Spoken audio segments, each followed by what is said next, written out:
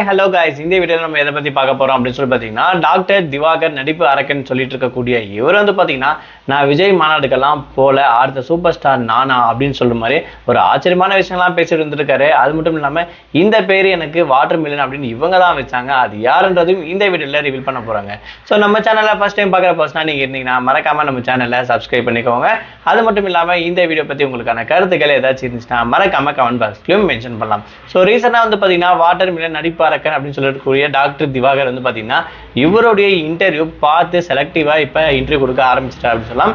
அதாவது போற இன்டர்வியூ பார்த்தீங்கன்னா பெருசா ராவடி எதுவும் பண்றது கிடையாது. அதாவது இதுக்கு முன்னாடி இவர் வச்சிருந்த டெம்ப்ளேட் என்னன்னா, இன்டர்வியூ கொடுத்துட்டே இருப்பாரு, திடீர்னு அந்த இன்டர்வியூல இருந்து வெளியே வந்துருவாரு. பார்த்துக்கிட்டாரு, சரி இந்த டெம்ப்ளேட் இதுக்கப்புறம் ஒர்க் அவுட் ஆகாது போல இருக்கு, ஸோ நம்ம பண்ணக்கூடாது அப்படின்னு சொல்லிட்டு பெரிய பெரிய யூடியூப் சேனலுக்குலாம் இப்போ பார்த்தீங்கன்னா பெருசா இன்டர்வியூ அவர் கொடுக்கறது கிடையாதுங்க. ஸோ நார்மலா இவர் கேட்கிற கேள்வி, அதாவது அவங்க கேட்கிற கேள்வி பார்த்தீங்கன்னா இவர் சொன்னதா இருக்கணும். அந்த மாதிரி இருக்கக்கூடிய இன்டர்வியூ தான் பார்த்தீங்கன்னா இப்போ சேனல்ஸ் இன்டர்வியூ கொடுத்துட்டு இருக்காரு.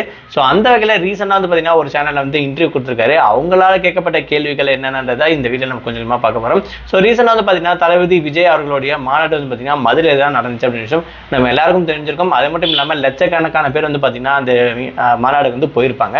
ஸோ திவாகர் கிட்ட இந்த கொஸ்டின் கேட்டிருக்காங்க, நீங்க மாநாடுக்கு போயிருந்தீங்களா அப்படின்னு சொல்லிட்டு. ஆனா இவர் என்ன சொல்லியிருக்காங்கன்னா, மாநாடுக்கு நான் போக முடியல, அப்போ எனக்கு கொஞ்சம் வேலை இருந்துச்சு, ஸோ என்னோட பேஷண்ட்டை பார்த்துட்டு இருந்தேன். ஸோ அதாவது இவர் டாக்டர் துறையில் இருக்கிறதா அந்த டைம்ல பார்த்தீங்கன்னா எனக்கு வேலை கரெக்டாக இருந்ததா, என்னால் போக முடியல அப்படின்னு விஷயம் சொல்லியிருக்காரு. அது மட்டும் இல்லாமல் ஆனால் அங்கே மாநாடு போனவங்க எல்லாரும் பார்த்தீங்கன்னா கூப்பிட்டு கேட்டு பார்த்தேன் என்ன நடந்துச்சு எப்படி இருந்துச்சு அப்படின்னு சொல்லிட்டு.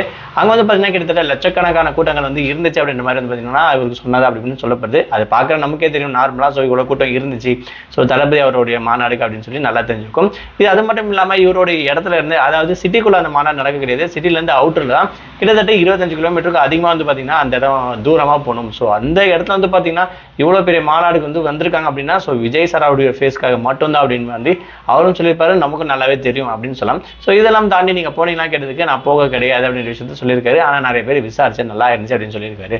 அங்க இருக்கக்கூடிய நடுவில் கேட்டிருப்பாங்க, நீங்க போயிருந்தீங்கன்னா கண்டிப்பா அவங்க தெரிஞ்சிருக்குமா அப்படின்னு. இப்பதாங்க ஒத்துக்கிட்டாரு, அவ்வளோ பெரிய ஆள் அவரு, நம்மளும் எப்படி தெரியும் அப்படின்னு சொல்லிட்டு கொஞ்சம் ஆஃப் ஆயிட்டாரு அப்படின்னு சொல்லலாம்.